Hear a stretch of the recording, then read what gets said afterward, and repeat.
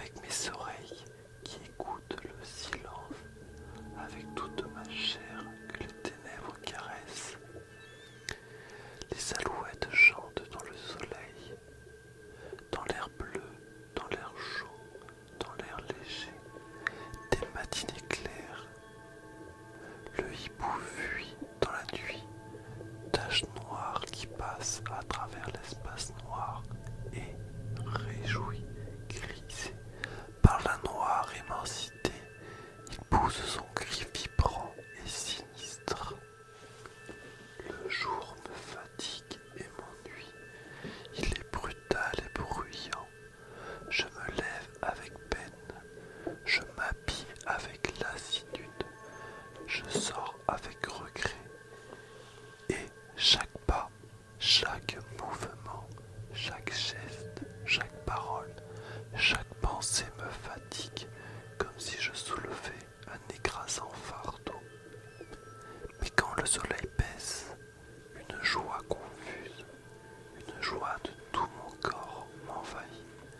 Je m'éveille, je m'anime. À mesure que l'ombre grandit, je me sens tout autre, plus jeune, plus fort, plus alerte, plus heureux. Je la regarde s'épaissir, la grande ombre douce tomber du ciel. Elle noie la ville comme une onde insaisissable et impénétrable. Elle cache, efface, détruit les couleurs, les formes, étreint les maisons, les êtres. Les monuments ne sont imperceptibles au toucher.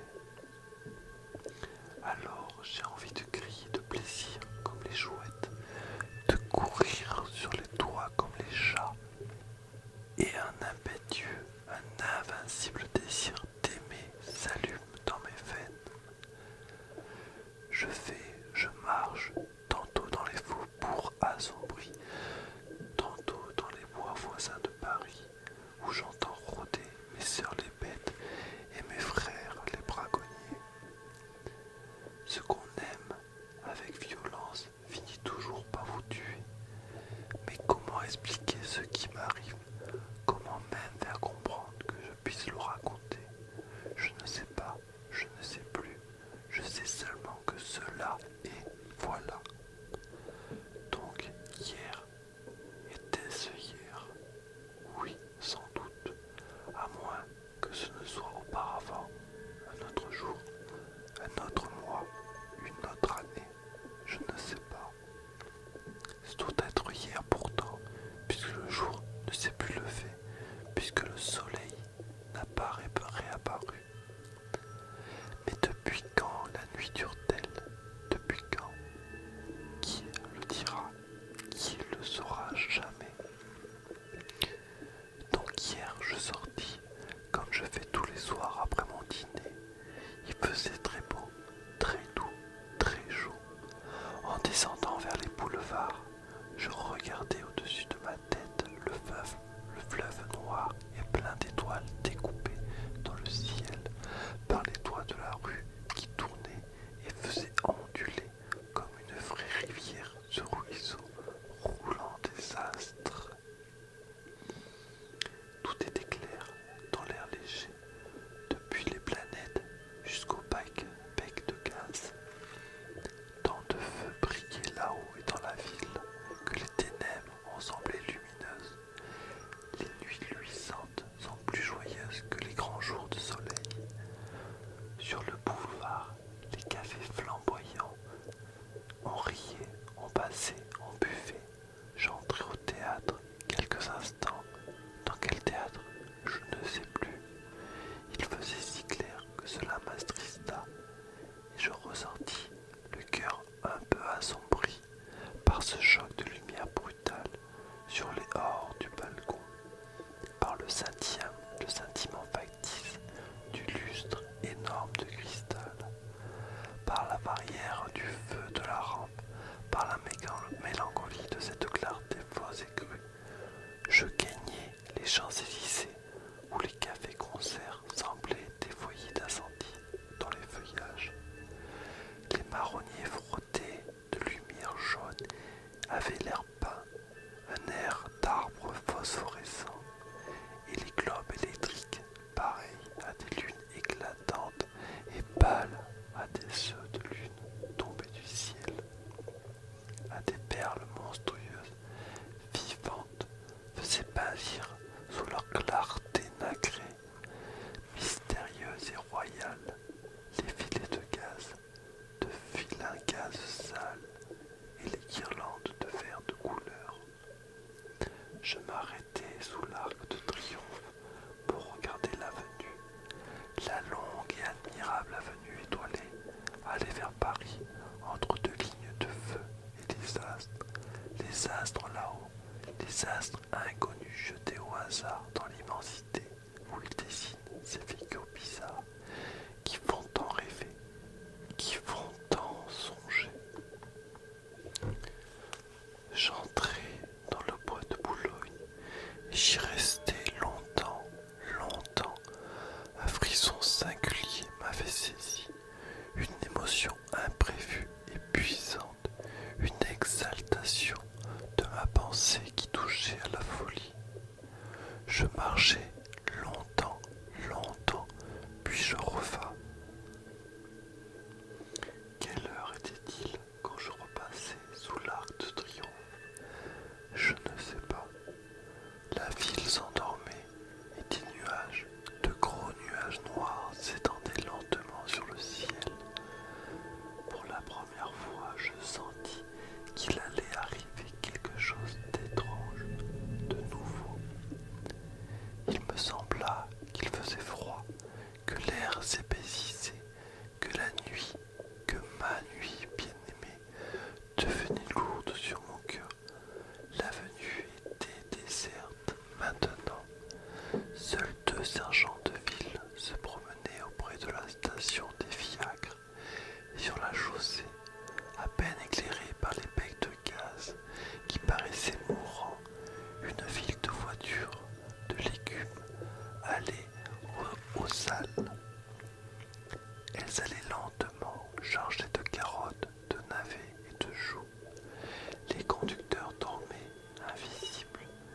Les chevaux marchaient d'un pas égal, suivant la voiture précédente sans bruit sur le pavé des bois. Devant chaque lumière du trottoir, les carottes s'éclairaient en rouge, les navets s'éclairaient en blanc, les choux s'éclairaient en vert. Et elles passaient l'une derrière l'autre, ces voitures rouges d'un rouge de feu, blanches d'un blanc d'argent, vertes d'un vert d'émeraude. Je les suivis, puis je tournai dans la rue Royale et revins sur les boulevards. Plus personne, plus de café éclairé, quelques attardés seulement qui se hâtaient. Je n'avais jamais vu Paris aussi mort, aussi désert. Je tirai ma honte. Il était 2 heures. Une force me poussait, un besoin de marcher. J'allai donc jusqu'à la Bastille. Là, je m'aperçus que je n'avais jamais vu une nuit si sombre, car je ne distinguais pas même la colonne de Juillet, dont le génie d'or était perdu dans l'impénétrable obscurité. Une voûte de nuages épaisse comme l'immensité avait noyé les étoiles et semblait s'abaisser sur la terre pour l'anéantir. Je revins. Il n'y avait plus personne autour de moi. Place du château. Pourtant, un ivrogne faillit me heurter, puis il disparut. J'entendis quelque temps son pas inégal et sonore. J'allais à la hauteur du faubourg Montmartre. Un fiacre passa, descendant vers la Seine. Je l'appelai. Le cocher ne répondit pas. Une femme rôdait près de la rue Drouot. Monsieur, écoutez donc. Je hâtai le pas pour éviter sa main tendue, puis plus rien. Devant la vaudeville, un chiffonnier fouillait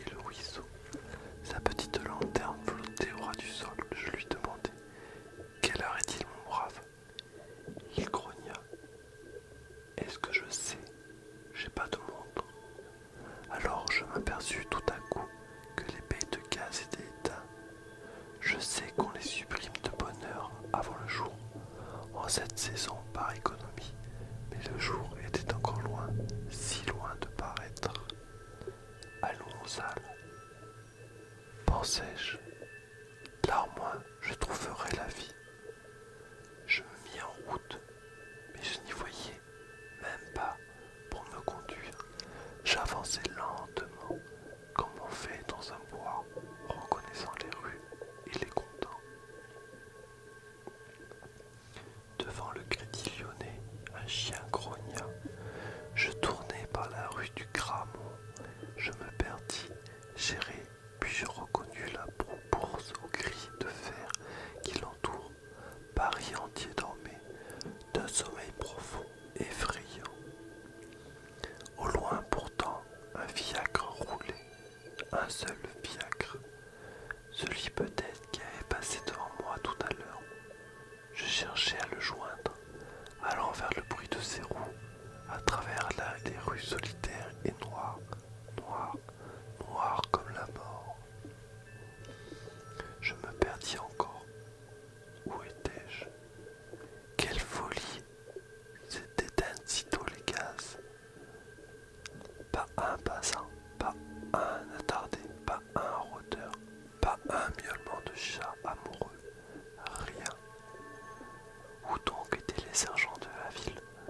Je me dis, je vais crier, ils viendront. Je criai, personne ne répondit.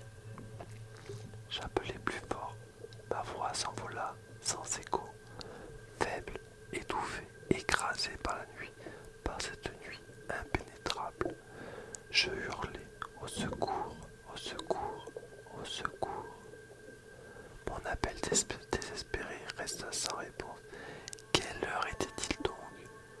Je tira ma montre, mais je n'avais point d'allumette. J'écoutais le tic-tac léger de la petite mécanique avec une joie inconnue et bizarre. Elle semblait vivre. J'étais moins seul. Quel mystère! Je me remis en marche comme un aveugle en tâtant les murs de ma canne et je levai à tout moment les yeux vers le ciel, espérant que le jour allait enfin paraître. Mais l'espace noir, tout noir, plus profondément noir que la ville. Quelle heure pouvait-il être? Je marchais. Me semblait-il depuis un temps infini, car mes jambes fléchissaient sous moi, ma poitrine haletait et je souffrais de la faim horriblement. Je me décidai à sonner à la première porte cochère. Je tirai le bouton de cuivre et le timbre tinta dans la maison sonore. Il tinta étrangement. Si ce bruit vibrant eût été seul dans cette maison. J'attendis. On ne répondit pas. On n'ouvrit point la porte. Je sonnai de nouveau. J'attendis encore. Rien. J'eus peur. Je courus à la demeure suivante et 20 fois de suite je vis ressonner la sonnerie dans le couloir obscur où devait dormir le concierge, mais il ne s'éveilla pas et j'allais plus loin, tirant de toutes mes forces, les anneaux ou les boutons, heurtant de mes pieds, de ma canne et de mes mains, les portes obstinément closes. Et tout à coup, je m'aperçus que j'arrivais aux halles. Les halles étaient désertes, sans un bruit, sans un mouvement, sans une voiture, sans un homme, sans une botte de légumes ou de fleurs. Elles étaient vides, immobiles, abandonnées, mortes. Une épouvante me saisit, horrible. Que se passait-il? Oh, mon Dieu, que se passait-il? Je repartis, mais l'heure, que me dirait l'heure? Aucune horloge ne sonnait dans les clochers, dans les monuments. Je pensais, je vais ouvrir le verre de ma montre et tâter l'aiguille avec mes doigts. Je tirai ma montre, elle ne battait plus, elle était arrêtée. Plus un frôlement de son dans l'air. Rien, plus rien, plus même le roulement lointain du fiacre, plus rien. J'étais au quai et une fraîcheur glaciale montait de la rivière. La Seine coulait-elle encore? Je voulus savoir. Je trouvai l'escalier, je descendis. Je n'entendais pas le courant bouillonner sous les arches du pont. Des marches encore, puis du sable, de la vase, puis de l'eau.